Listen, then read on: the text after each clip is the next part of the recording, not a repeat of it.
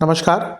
ग्रहों की गोचरीय स्थिति पर रेगुलर वीडियो पाने के लिए साप्ताहिक राशिफल, मासिक राशिफल, त्रैमासिक राशिफल और ग्रहों के बाकी गोचर पर भी रेगुलर अपडेट्स पाने के लिए, जिसके हिसाब से आप अपने जीवन में थोड़ी गाइडेंस प्राप्त कर सकें, इसके लिए मेरे चैनल को अवश्य सब्सक्राइब करें।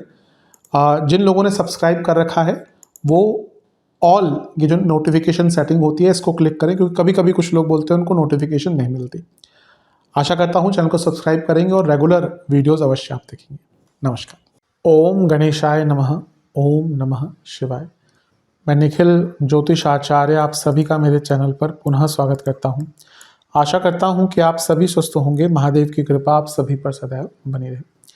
ये वीडियो कुंभ यानी कि एक्वेरियस के लिए बहुत विशेष है, क्योंकि ये वीडियो है शुक्र देवता के गोचर के बारे में। शुक्र महाराज राशि बदल रहे हैं अपनी 6 फरवरी 2026 को, और वो आपके लग्न में ही आकर विराजमान हो जाएंगे।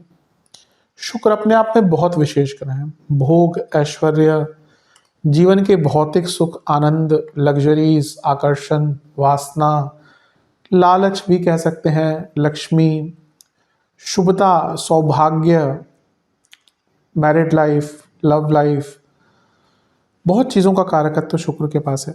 और आपके लिए तो आपके योग कारक है तो विशेषता बहुत बढ़ जाती है। आपके भाग्येश भी हैं, आपके चतुर्थेश भी हैं, और यहाँ पे वो राहु के साथ भी बैठे हैं, बुध के साथ भी बैठे हैं। राहु के तो एक्सेस में भी हैं तो इसका भी इम्पैक्ट होगा, और वक्री बृहस्पति भी देख रहे हैं तो इसका भी कुछ प्रभाव होगा।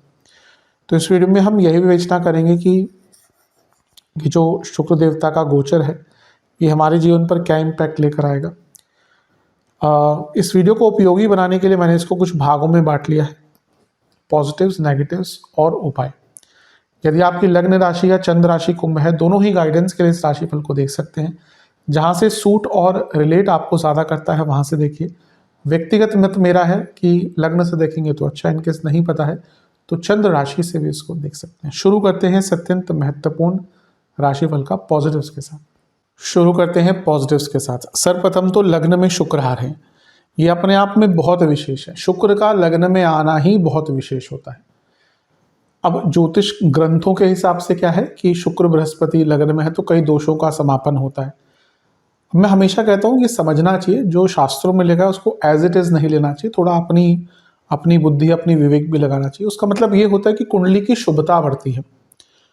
मैं कई ऐसी मैंने कुंडलियां देखी हैं कि लग्न कुंडली बहुत खराब है, दोष है दुनिया भर के, लेकिन लग्न में बृहस्पति है या शुक्र है, बचा जाते हैं। बृहस्पति तो एक अलग ही वरदान है लग्न में, लेकिन शुक्र भी कहीं ना कहीं बहुत प्रकार से व्यक्ति को लग्न में अगर होते हैं कुंडली में तो बचा लेते हैं। अब यहाँ पे हम गोचर की बात करें तो जब वो लग्न में आ रहे हैं तो आपकी शुभता बढ़ेगी, जीवन की शुभता बढ़ेगी। अगला पॉइंट, शुक्र तो है ही लेकिन वो योग कारक है आपके लिए। तो योग कारक का लग्न में आना यानी कि कई कार्यों में पूर्णता, आपके कई जो काम अटक रहे थे ना वो इस कालखंड में पूरे होने शुरू हो जाएंगे। अगला पॉइंट, नवम भाव के स्वामी हैं शुक्र और लग्न भाव में बैठे हैं, आ गए हैं, तो भाग्य उदय होता है। जो बच्चे हायर स्टडीज के लिए जाना चाहते हैं उनके लिए बहुत अच्छा योग है। और क्योंकि यहाँ पे राहु भी है और नवम भाव के स्वामी भी हैं लग्न में, तो अचानक से किसी धार्मिक स्थल पर जाने का अवसर भी प्राप्त होगा। क्योंकि चौथे घर के स्वामी शुक्र भी हैं तो यानी कि सपरिवार आप किसी धार्मिक स्थल पर जा पाएंगे। अगला पॉइंट, इसी कॉम्बिनेशन में क्योंकि पंचमेश भी आ गए बुध, और जो खुद कारक भी हैं स्टडीज के, तो जो बच्चे विदेश में स्टडीज के लिए जाते जाते थे, वो नॉर्मल कोई कोर्स हो या कोई हायर स्टडीज के लिए हो, उनका भी योग बहुत अच्छा बन जाता है। और इसी कॉम्बिनेशन में क्योंकि राहु भी आ गए, क्योंकि दोनों लक्ष्मी भाव के स्वामी लग्न में है और राहु साथ में आ गए, योग कारक शुक्र, तो विदेश संबंधित कार्यों में भी सफलता मिलनी शुरू हो जाएगी। वो कुछ भी हो, वीजा हो, विदेश संबंधित कोई और आपका काम हो, उसमें लाभ आपको प्राप्त होगा। अगला पॉइंट, अभी जैसे हमने चर्चा करी थी, पंचम के स्वामी नवम के स्वामी दोनों ही लक्ष्मी स्थान, और ये लग्न में वो भी योग कारक शुक्र, तो ये राजयोग ऑफ अ बेटर क्वालिटी, उच्च कोटि का राजयोग है। और जब राजयोग बनता है और ये लक्ष्मी योग भी है क्योंकि दोनों लक्ष्मी स्थान है, तो परिपूर्णता इन एवरी टर्म्स, आपके काम भी बनेंगे, आपको धन की प्राप्ति भी होगी। अगला पॉइंट, अष्टम के स्वामी कौन है? बुध लग्न में बैठे हैं।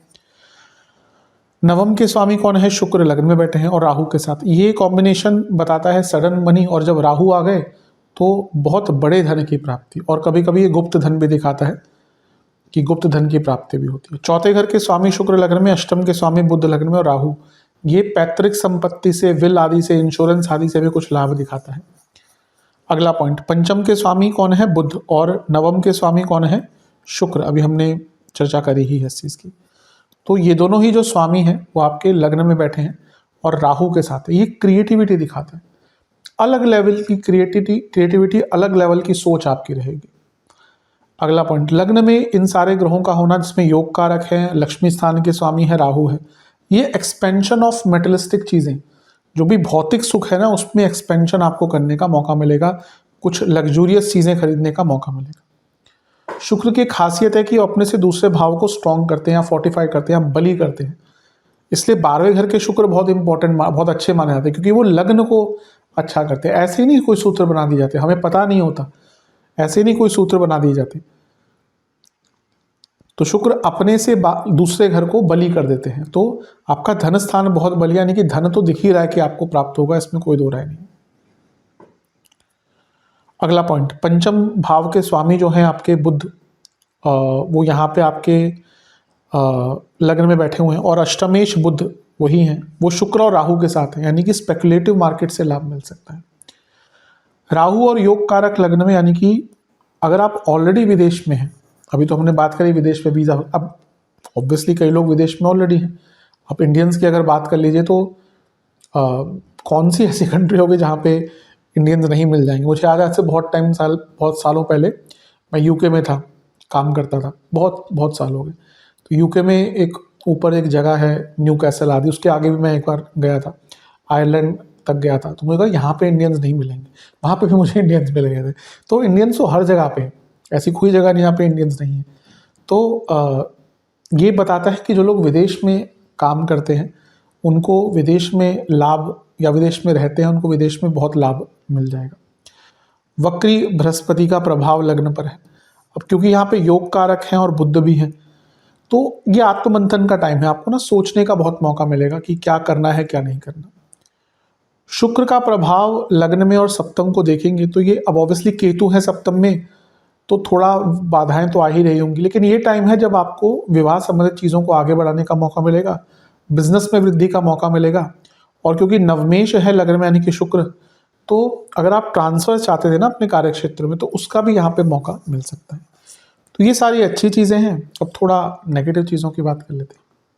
अब नेगेटिव चीज़ों की बात करते हैं। सबसे पहले तो लव लाइफ में प्रॉब्लम रहेगी, क्योंकि पंचमेश यहाँ पे फंस गए राहु और केतु के बीच में, और शुक्र कारक हैं वो भी राहु केतु में फंसे हुए हैं, और पंचम में ऑलरेडी वक्री बृहस्पति और वो देख रहे हैं, तो रिलेशनशिप में प्रॉब्लम, मैरिड लाइफ में प्रॉब्लम, क्योंकि शुक्र कारक हैं और सप्तम को देख रहे हैं, और ये राहु केतु एक्सेस है, और अष्टमेश बुध भी यहाँ पे सप्तम को देख रहे हैं। तो मैरिड लाइफ में ट्रस्ट इशूज़, बहुत ज़्यादा अनिश्चितता आ जाएगी मैरिड लाइफ में, ओवर थिंकिंग ओवरऑल बढ़ेगी, ओवर प्लानिंग बढ़ेगी। अष्टम के स्वामी बुध यहाँ पे लग्न में योग कारक के साथ है, काम बनेंगे लेकिन एक अनिश्चितता, एक एंग्जाइटी बहुत रहेगी, क्योंकि ये सारे योग अष्टम के स्वामी लग्न में, राहु लग्न में है, योग कारक शुक्र लग्न में है, और शुक्र अपने आप में तंत्र के कारक है। तो आपके विरुद्ध कोई तंत्र का उपयोग भी हो सकता है, केयरफुल रहेगा। ऐसे जब योग बनते हैं तो मैं हमेशा कहता हूँ किसी भी ऐसे स्थान पर ना जाए जहाँ पे तंत्र का उपयोग बहुत होता है।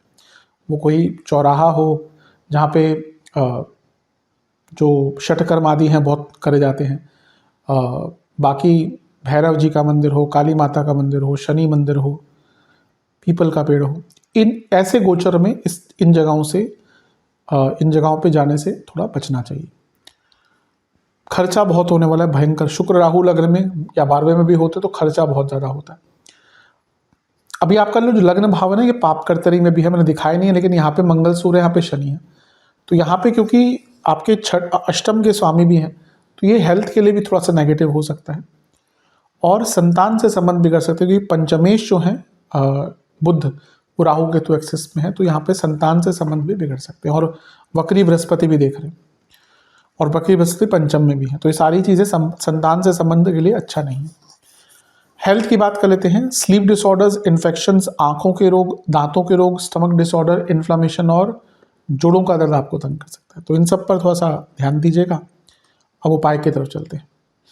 उपाय के स्वरूप में आपको दुर्गा जी के सामने बैठकर एक घी का दिया अर्पण करना है। ओम दैत्य गुरुवे नमः मंत्र का 108 बार जाप करना है। लक्ष्मी चालीसा, दुर्गा चालीसा का 2-2 बार पाठ करना है और किसी भी मंदिर में चावल और शक्कर का दान करना है। ये उपाय कर लेंगे तो बहुत लाभ मिलेगा। आशा करता हूँ कि वीडियो काम आएगा। चैनल पर नए सब्सक्राइब कीजिए, वीडियो को लाइक कीजिए। मिलता हूँ अगली वीडियो में, तब तक के लिए ओम नमः शिवाय।